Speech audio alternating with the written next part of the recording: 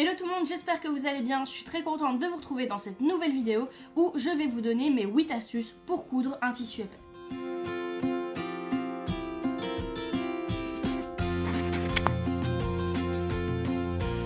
La première astuce qui est extrêmement importante, ce sont les aiguilles. Donc déjà, il faut bien choisir son aiguille et choisir la bonne marque d'aiguille. Alors, pour bien choisir son aiguille, si vous êtes débutant dans la couture et que vous ne savez absolument pas comment choisir quel type d'aiguille, quelle grandeur d'aiguille, quel numéro d'aiguille, n'hésitez pas à aller voir dans la description. Je vous ai mis le lien pour vous inscrire à la formation de base gratuite. Donc c'est 2 heures de formation qui est complètement gratuite.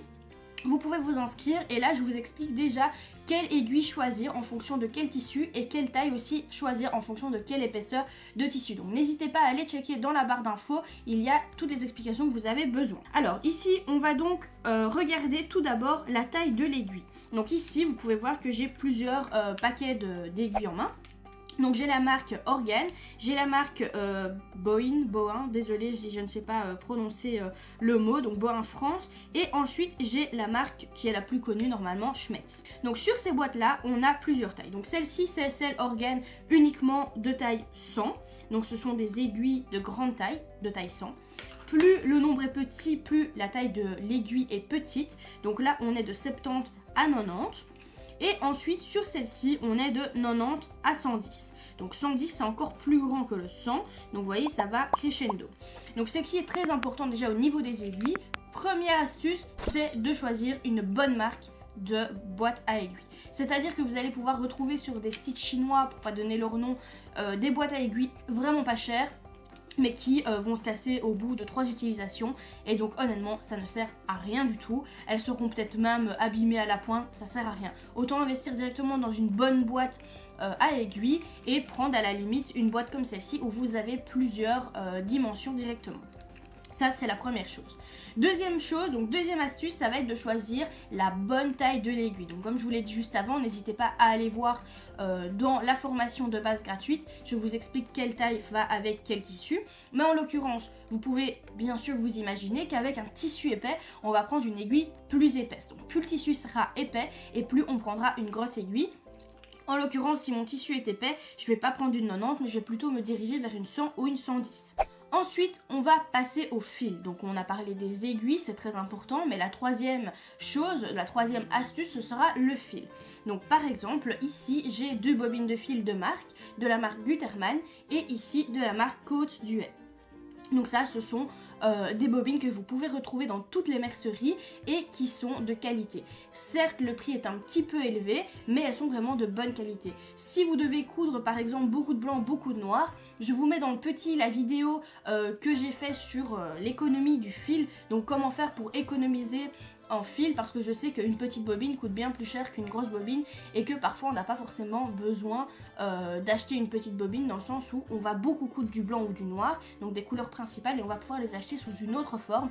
Donc je vous invite à aller voir le petit si vous n'avez pas vu cette vidéo là. Il y a également la quatrième astuce. La quatrième astuce, ça va être quoi? Ça va être la cale. Alors la cale c'est quoi?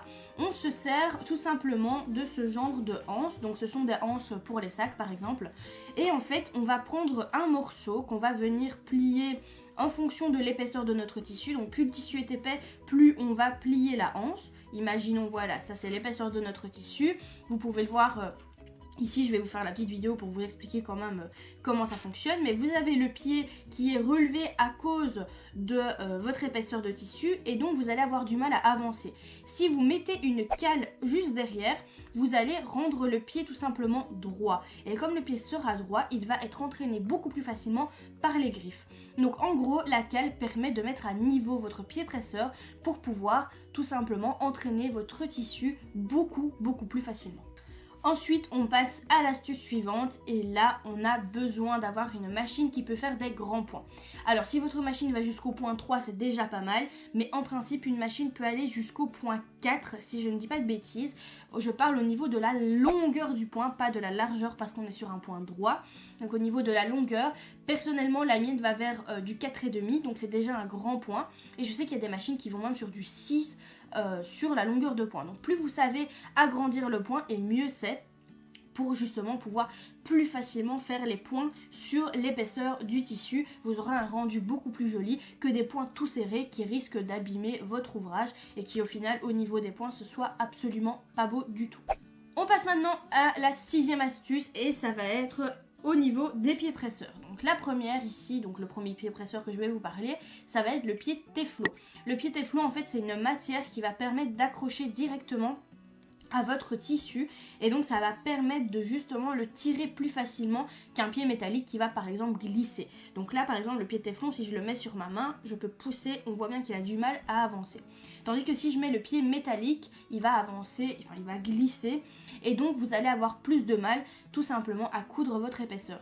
Le but du pied téflon encore une fois, c'est d'accrocher le tissu pour l'entraîner, pour qu'il soit bien appuyé sur les griffes et que l'entraînement se fasse facilement. Ensuite, vous avez aussi un autre pied qui lui passe dans la 7e astuce et ça c'est le pied avec les roulettes. Donc on a 2 petites roulettes à l'arrière et une grande roulette à l'avant qui sont un peu striées comme ça pour de nouveau toujours avoir cette accroche au niveau des mailles du tissu. Donc au niveau des mailles du tissu, les petits rouleaux que vous voyez juste là, ils vont entraîner également votre tissu et tirer, on va dire entre guillemets, votre tissu plus facilement que si la surface était lisse et tout simplement sans avoir de petits rouleaux comme ça pour l'entraînement de votre tissu. Et la 8e et dernière astuce que je connais, donc ça ce sont les 8 astuces que personnellement je connais, si vous en avez d'autres bien sûr n'hésitez pas à les mettre dans les commentaires, vous savez bien comment ça marche maintenant, le but c'est le partage. Ma dernière astuce c'est quoi? C'est le papier sulfurisé. Qu'est-ce que c'est le papier sulfurisé? C'est ceci, c'est donc un papier qu'on va utiliser pour la cuisson en cuisine. Donc quand vous devez faire par exemple des biscuits comme sur la photo de ce joli papier sulfurisé, eh bien on va utiliser ce papier. Comment on va l'utiliser? Tout simplement en le mettant entre le pied presseur et le tissu. Ça va permettre de nouveau un bon entraînement du tissu en dessous du pied presseur. De nouveau c'est toujours le même problème. Si vous n'avez pas les 2 pieds que je vous ai parlé juste avant, si on les fait pas tomber c'est mieux. Si vous n'avez pas les 2 pieds que je vous ai parlé juste avant, donc le pied avec la petite roulette et le pied téflon, cette technique-ci avec le papier sulfurisé est vraiment topissime aussi parce que ça va en gros remplacer les pieds que vous n'avez pas forcément en stock. Donc ça c'est pas mal et bien souvent du papier sulfurisé, le 3/4 des personnes en ont toujours un peu en stock chez soi. Si vous n'en avez pas, vous pouvez toutefois essayer avec du papier d'imprimante, pas trop épais quand même, mais ça peut également faire l'affaire. C'est juste pour avoir un support en fait entre votre par exemple jeans on va dire, parce que c'est bien souvent ça qui est très épais, et votre pied, donc ça peut bien entendu faire l'affaire. Donc voilà, je vous ai partagé mes 8 astuces que personnellement j'utilise quand je couds tout simplement un tissu épais. Pour être honnête avec vous, qu'est-ce que j'utilise le plus? C'est bien sûr des fils de qualité, des aiguilles de qualité et la bonne taille, et bien souvent j'utilise la cale parce que honnêtement c'est une des techniques que je préfère et qui fonctionne vraiment le mieux, qui est rapide aussi. Donc voilà, n'hésitez pas aussi à mettre dans les commentaires vos techniques à vous, vos astuces à vous que je n'ai peut-être pas dit parce que je ne les connais peut-être pas. Si cette vidéo vous a plu, n'hésitez pas aussi à laisser un pouce vers le haut, ça fait toujours plaisir. Et si vous êtes nouveau sur la chaîne, que vous n'êtes pas encore abonné, faites-le, c'est totalement gratuit, ça se passe juste en dessous. On clique sur s'abonner, on clique également sur la petite cloche, comme ça on est tenu au courant de toutes les vidéos qui sortent. Moi je vous dis à bientôt dans une prochaine vidéo. Salut!